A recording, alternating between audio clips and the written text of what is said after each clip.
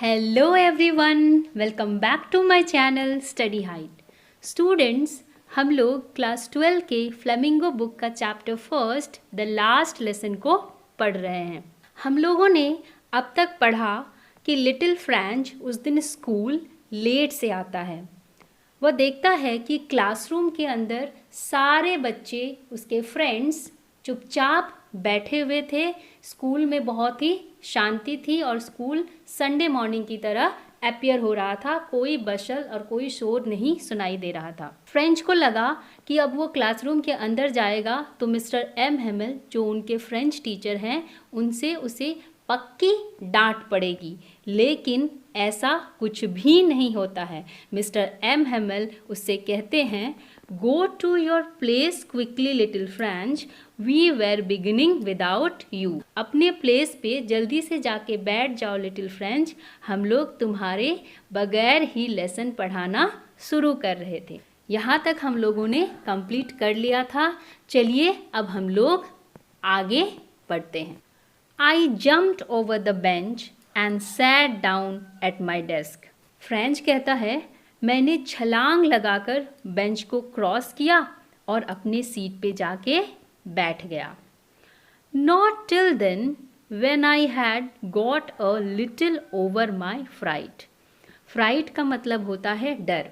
Did I see that our teacher had on his beautiful green coat, his frilled shirt, and the little black silk cap, all embroidered, that he never wore except on inspection and prize days. French कहता है कि मैं तो अपनी seat पे जाके बैठ गया, पर जैसे ही मैं अपने डर से बाहर निकला, जब मैं अपने आप को कंफर्टेबल फील करने लगा, तो मैंने देखा कि हमारे जो टीचर मिस्टर एम हेमल हैं, उन्होंने अपना ग्रीन कलर का कोट पहना था, ब्यूटीफुल ग्रीन कोट पहना था, फ्रिल्ड वाली शर्ट पहनी थी। फ्रिल्ड का मतलब होता है झालर, और अपनी ब्लैक सिल्क कैप भी पहनी थी।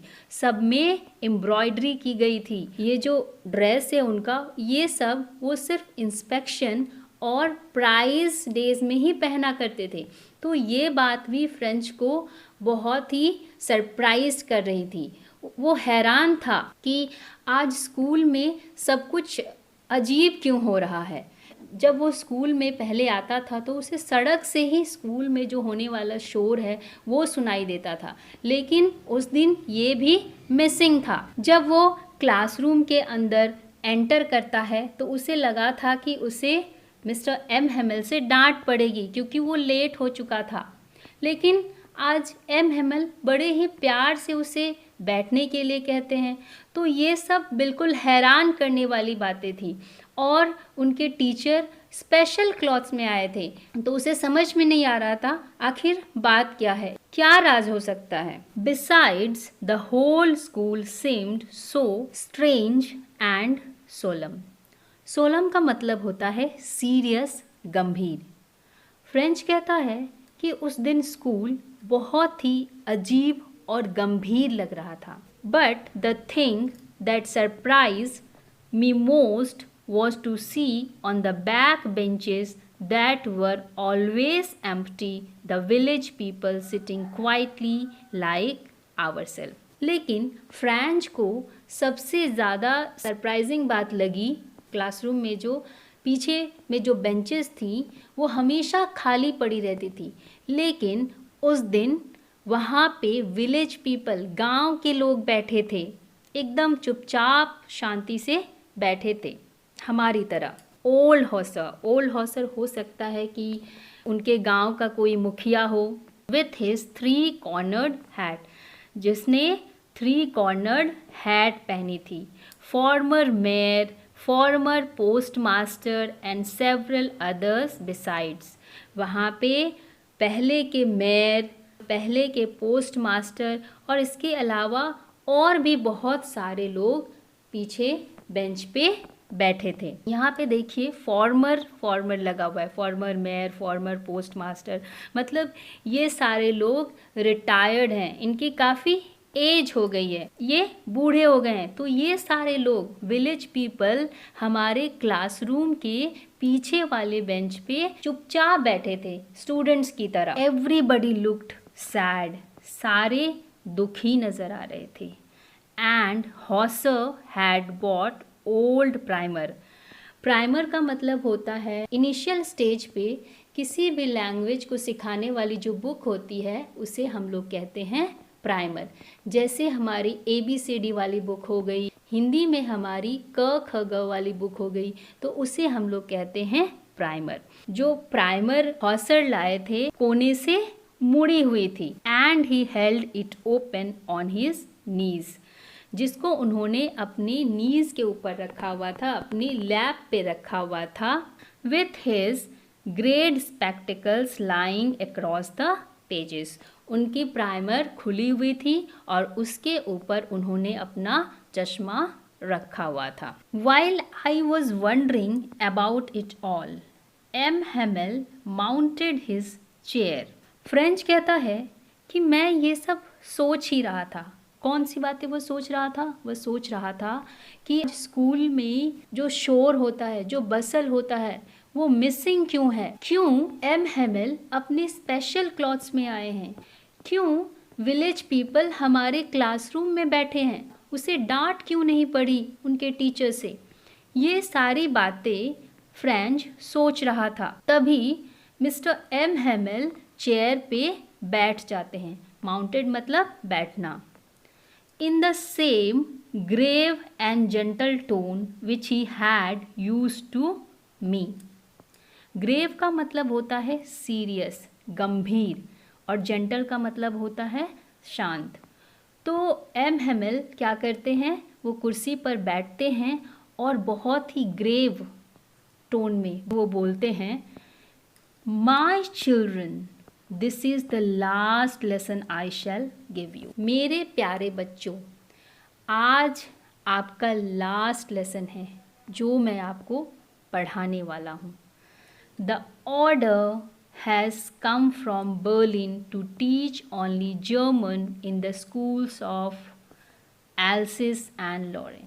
मिस्टर एम हेमेल कहते हैं, आज आपका लास्ट लेसन है और ये जो ऑर्डर है ना, ये जो आदेश है ना, ये बर्लिन से आया है। बर्लिन प्रशिया का कैपिटल था। अब एल्सिस और लॉरेन इन दो डिस्ट्रिक्ट में अब फ्रेंच की पढ़ाई नहीं होगी, यहाँ पर अब जर्मन पढ़ाया जाएगा। The new master comes tomorrow, this is your last French lesson, I want you to be very attentive. Mister M Hamel बताते हैं कि कल से आपके नए जर्मन टीचर आएंगे और आज आपका लास्ट फ्रेंच लेसन है, लास्ट फ्रेंच का पार्ट है, और मैं चाहता हूँ कि आप लोग बहुत ज़्यादा अटेंटिव रहो। आज बहुत ध्यान से सुनो, बहुत ध्यान से सीखो, क्योंकि अब एल्सिस और लॉरेन के स्कूल्स में कभी भी फ्रेंच क्लासेस नहीं होंगी। What a thunderclap these words were to me। थंडरक्लैप कहते हैं हम लोग बिजली का कड़कना। जैसे बिजली अचानक से कड़कती है, तो ये जो न्यूज़ था, कौन सा न्यूज़? कि अब एल्सिस और लॉरेन इन दो डिस्ट्रिक्ट में फ्रेंच की क्लासेस नहीं होंगी, अब यहाँ पे जर्मन पढ़ाया जाएगा। उनके फ्रेंच टीचर एम हेमेल अब स्कूल नहीं आएंगे, उनकी जगह एक दूसरा जर्मन टीचर आएगा। तो ये जो न्यूज़ था, ये फ्रेंच के लिए एक थंडर क्लैप था, बिजली की कड़क जैसी थी। जैसे बिजली अचानक से कड़कती है, तो ये न्यूज़ भी ना फ्रेंच के लिए बहुत ही शॉकिंग था, बहुत ही चौंकाने वाली न्यूज़ थी उसके लिए। आगे फ्रेंच कहता है, ओह द रेचेस। रेचेस हम लोग कहते हैं बुरे लोग। यहाँ पे रेचेस कहा गया है प्रशियन आर्मी को, वहाँ के सोल्जर्स को, वहाँ के कमांडिंग ऑफिसर्स को। Oh the wretches, that was what they had put up at the town hall. अच्छा, ये था टाउन हॉल में, इसलिए टाउन हॉल के पास जो बुलेटिन बोर्ड था, इसलिए वहाँ पे भीड़ थी। यही न्यूज़ था वहाँ पे कि अब यहाँ पे फ्रेंच की क्लासेस नहीं होंगी। फ्रेंच को सब कुछ अब समझ में आ रहा था। क्यों उसे शोर नहीं सुनाई दिया? उनके teacher M Hamel special class में थे। वहाँ पे उनके क्लासरूम के बैक बेंचेस पे गांव वाले बैठे थे। उसे एम हेमेल डांटते नहीं हैं। इसे सब कुछ अब क्लियर होने लगा।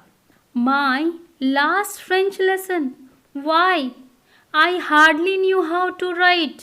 फ्रेंच कहता है, मेरा लास्ट फ्रेंच लेसन, क्यों? मुझे अभी तो ठीक से लिखना भी नहीं आता है फ्रेंच में।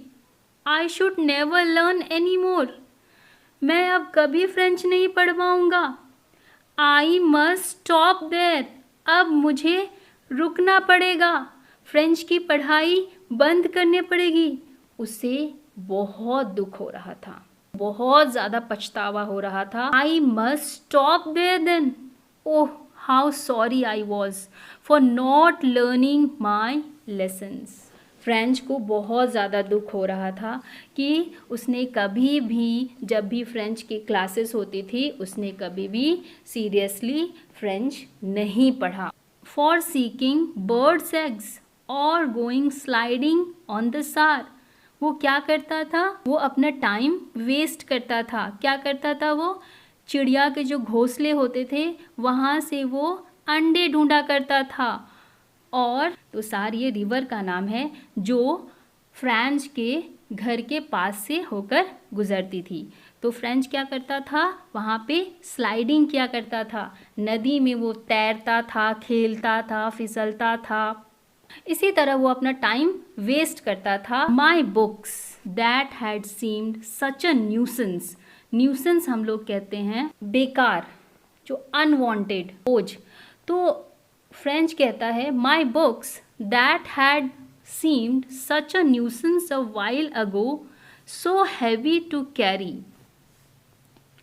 जो किताब मुझे अब तक बोझ लग रही थी, न्यूसेंस लग रही थी, बेकार लग रही थी, जो कि मुझे लग रहा था कि ये तो बहुत भारी है। My grammar and my history of the saints were old friends now.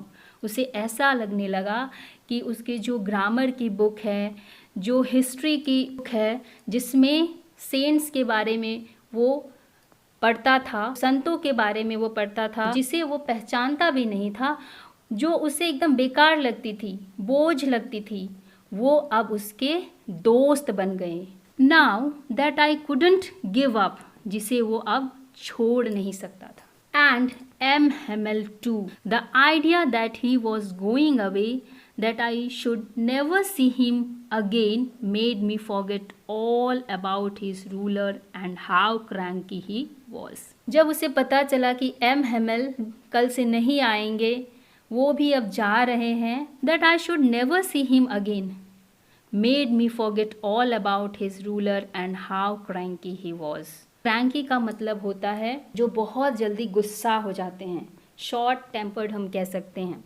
M Hamel जिनसे उसे डांट पड़ती थी, कभी कभी उसे मार भी पड़ जाती थी उनके रूलर से, तो फ्रेंच उनके क्रैंकी बिहेवियर को भी भूल जाता है। Poor man, it was in honour of this last lesson that he had put on his fine Sunday clothes. Sunday clothes बोलते हैं जो सबसे न्यूएस्ट ड्रेस है, जो सबसे बेस्ट ड्रेस है, उसको हम लोग कहते हैं संडे क्लॉथ्स। पुअर मैन बोला जा रहा है उनके French teacher mister M Hamel को। फ्रेंच को सब कुछ समझ में आ रहा था। वो कहता है क्योंकि एम हेमेल इनका आज लास्ट फ्रेंच लेसन है, अब यहाँ कभी फ्रेंच की पढ़ाई नहीं होगी, और इस लास्ट लेसन को सम्मान देने के लिए, इसके ऑनर में हमारे टीचर आज संडे क्लॉथ्स में आए हैं। And now I understood why old man of the village were sitting there in the back of the room. वो कहता है अब मुझे समझ में आ गया क्यों हमारे क्लासरूम के बैक बेंचेस पे गांव के लोग बैठे थे। It was because they were sorry to that they had not gone to school more. वहाँ के जो लोग थे, गांव के लोग, उनको भी बहुत ज़्यादा दुख हो रहा था, उन्हें भी बहुत बुरा लग रहा था कि वे जब स्कूल गोइंग बच्चे थे, जब वो स्कूल जाते थे तो उन्होंने भी फ्रेंच लैंग्वेज को उतना इम्पोर्टेंस नहीं दिया, फ्रेंच लैंग्वेज को सीखने में उतनी क्यूरियोसिटी नहीं दिखाई, उतनी चाह नहीं दिखाई। अब आज उन्हें पछतावा हो रहा है, उन्हें बहुत ज़्यादा बुरा लग रहा है, फ्रेंच को भी बुरा लग रहा है और गांव वालों को भी बहुत ज़्यादा बुरा लग रहा है। It was their way of thanking our master for his 40 years of faithful service and showing their respect for the country that was theirs no more। आगे फ्रेंच कहता है कि ये उनका तरीका था, हमारे जो टीचर मिस्टर एम हेमल हैं उनको थैंक कहने का, उनको धन्यवाद देने का। हमारे टीचर मिस्टर एम हेमल ने वहाँ पे 40 साल तक पढ़ाया, पूरे सिंसियरली पढ़ाया। अब जो विलेज पीपल थे वो उन्हें सम्मान देने के लिए आए थे, अपनी मदर टंग फ्रेंच को सम्मान देने के लिए आए थे। उनका लास्ट लेसन था और मिस्टर एम हेमल ने 40 साल तक वहाँ पढ़ाया, पूरी वफादारी के साथ पढ़ाया और इस सम्मान में विलेज पीपल हमारे क्लास में आए थे, अपनी देश के सम्मान में आए थे, जो देश अब उनका नहीं रहा, अब प्रशिया ने अपने कब्ज़े में ले लिया।